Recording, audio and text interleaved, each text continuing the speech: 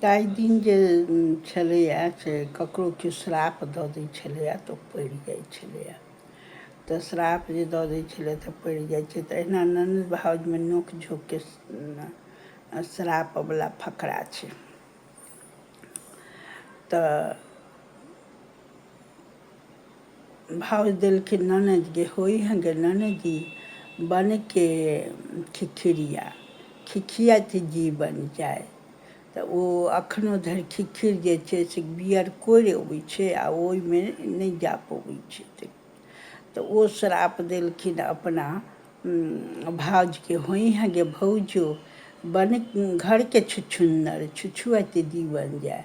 तऽ ओ जे छुछुन्नर जे छै से कखनो घरमे आबि जे जायत तऽ छु छु छु छु छु छु छु छु छु ओकर आवाज होइ छै।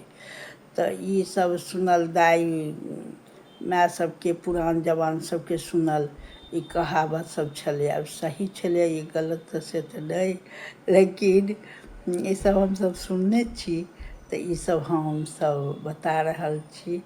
आओर ईसब खिस्सा पिहानी सब छै।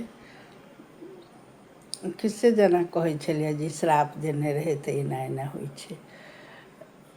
तऽ नीक लागत तऽ आओरो सब छै, आओरो सब बतायब। खराब लागत तऽ नहि अइ, नीक लागत तऽ बतायब।